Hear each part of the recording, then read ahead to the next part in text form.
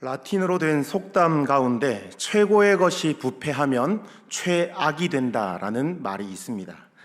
조금 바꾸어 말하면 가장 좋은 것이 타락하면 가장 나쁘게 변질될 수 있다라는 의미이죠. 생각해보면 이 말이 맞습니다. 가장 향기롭고 탐스럽고 맛있는 과일이 썩으면 그 지독함은 쓰레기에서 나는 냄새보다 더 지독한 냄새가 납니다. 여러분, 수박이나 멜론이 썩었을 때의 냄새를 맡아보신 분 계십니까? 겉모습으로 보면 잘 표가 안 날 수 있지만 꽤 오래 지난 수박이나 멜론의 냄새를 맡으면 정말 지독한 악취가 납니다. 교회와 성도들이 타락하면 그 결과는 향기로운 과일에서 나는 그 지독한 부패하는 그런 모습과 같을 수 있다라는 것이죠. 그래서 하나님의 사람들은 타락한 세상에서 늘 성령 충만해야 되고 늘 영적으로 깨어 있어야 합니다. 만약 그렇게 되지 않는다면 교회라는 이름으로 사람들이 모인다 하더라도 그곳은 하나님이 떠난, 하나님이 부재 중인, 하나님이 역사하지 않는 그냥 한 집단이 되고 말 것입니다. 그런 성도들이 아무리 많이 모여서 무슨 행사를 하고 뭔가 같이 모여서 노력을 한다 하더라도 그 노력은 하나님 없는 훌륭한 교회를 만들려는 노력이 되고 말 것입니다. 여러분, 생각만 해도 참 끔찍하고 불행하지 않겠습니까? 하나님의 임재 없는 예배를 드린다. 기도를 하는데 예수님이 받지 않는 기도를 드린다. 예수님의 이름으로 드리지 않는 기도. 십자가 없이, 사랑 없이 누군가를 섬기고 봉사를 한다. 여러분, 하나님은 성도들이 이렇게 변질되는 것을 가장 싫어하십니다. 이렇게 변질된 성도들은 결국에 하나님께 심판을 당하게 될 것입니다.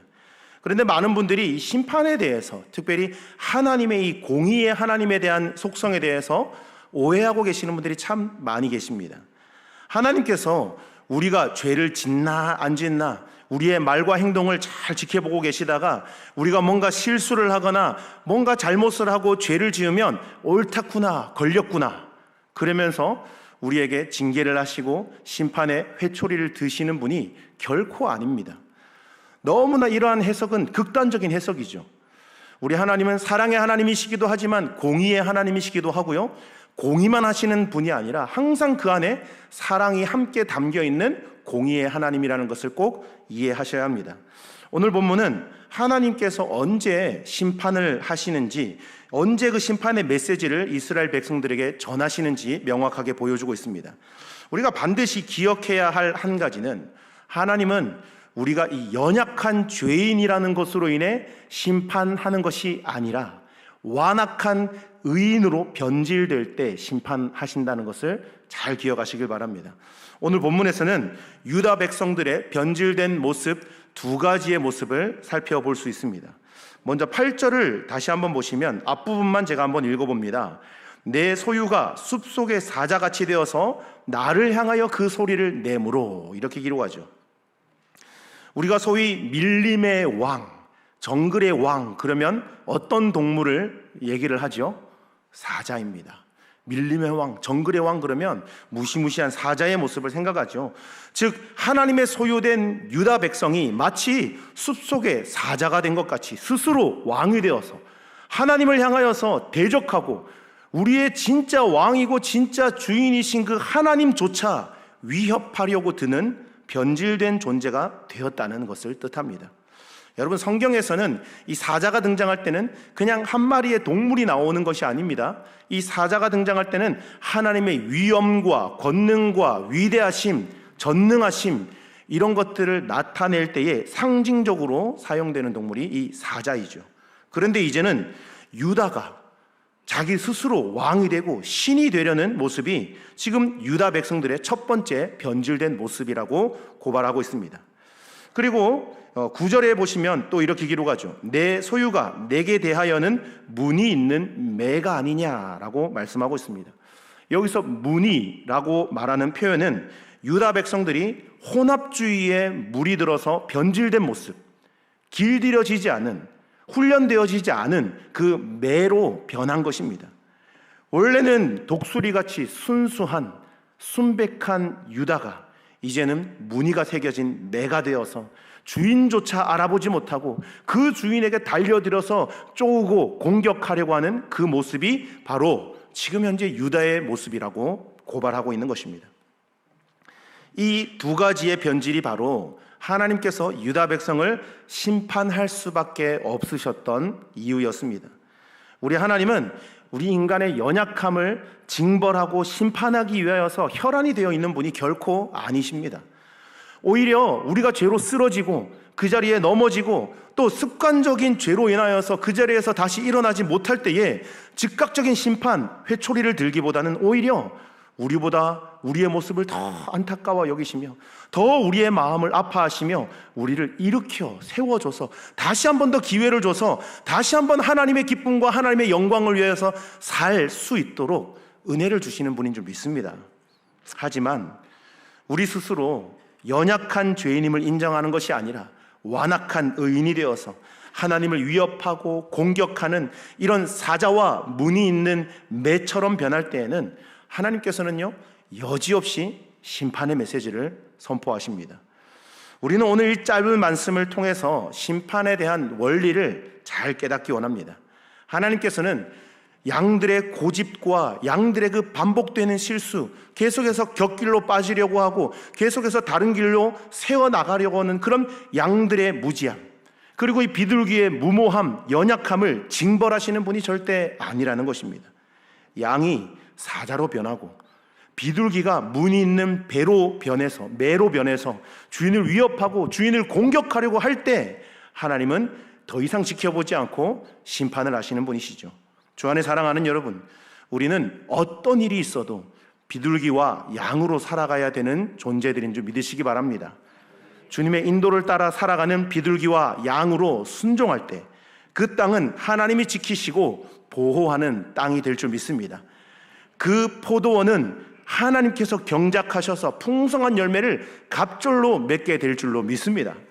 하지만 나의 고집과 나의 아집이 하늘 높은 줄 모르고 치솟고 계속 올라가게 된다면, 그러다가 내가 하나님의 그 자리에 서려고 노력한다면 다른 건 몰라도 이건 하나님 건들지 마십시오, 이거는 저의 영역입니다, 그러면서 자기만의 왕국, 자기만의 어떤 세계를 형성하려고 든다면 하나님께서 한순간에 그 공든 탑을 다 무너뜨려 버리신다는 것입니다. 여러분, 스스로 사자가 되려고 하고 스스로 매가 되려고 해서는 절대 안 됩니다.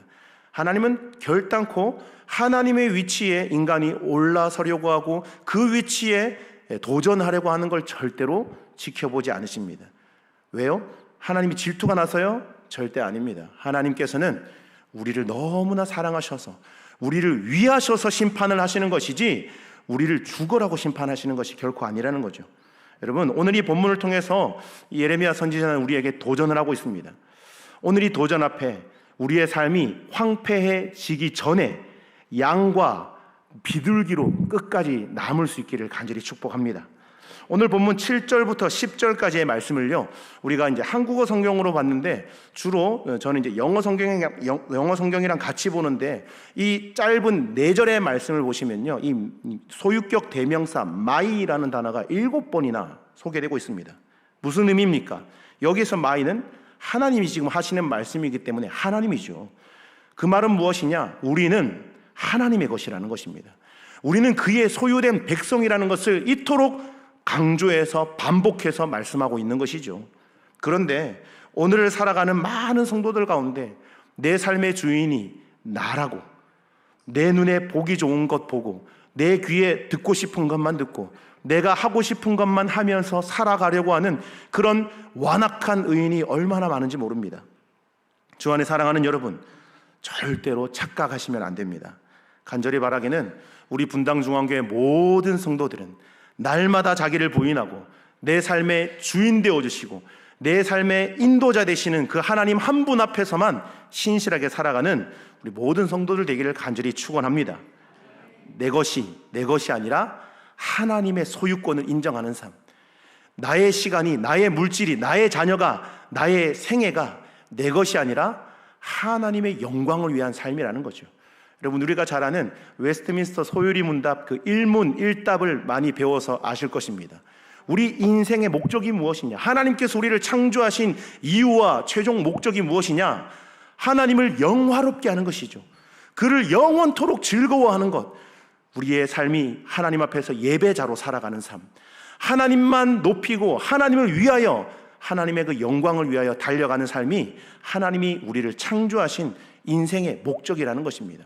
여러분, 이 말씀을 잘 기억하시고 내 주장과 내 소유권, 내 마음이 앞서는 것이 아니라 하나님의 마음을 더 깊이 읽고 그 하나님의 마음을 감동시키는 양과 비둘기 같은 순수하고 순백한 성도들이 되시기를 주님의 이름으로 간절히 축원합니다. 아멘. 기도하겠습니다. 사랑과 자비가 충만하신 하나님 아버지, 감사합니다. 우리의 삶의 주인 되시는 하나님 아버지, 그것을 시시때때로 우리가 잊지 않고 하나님, 내가 주인이 되며 내가 내 삶을 내가 영위하려고 살았던 우리의 모습은 있지 않은지 우리의 삶을 돌아보게 하여 주옵소서.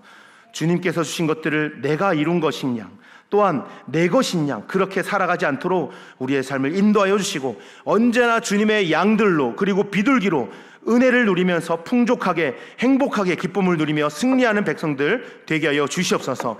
이후에 하나님께 올려드리니 찬양을 통하여서 하나님이 받으셔야 될 마땅한 영광 받으시고 우리의 삶과 우리의 마음에 기쁨이 충만하게 넘치는 귀한 음악회 되게 하여 주시옵소서. 이 찬양을 통하여 오직 하나님의 이름만 높여드리기를 원하오니 주님 홀로 영광 받아 주시옵소서. 감사드리며 거룩하고 존귀하신 예수 그리스도 이름으로 기도드립니다. 아멘.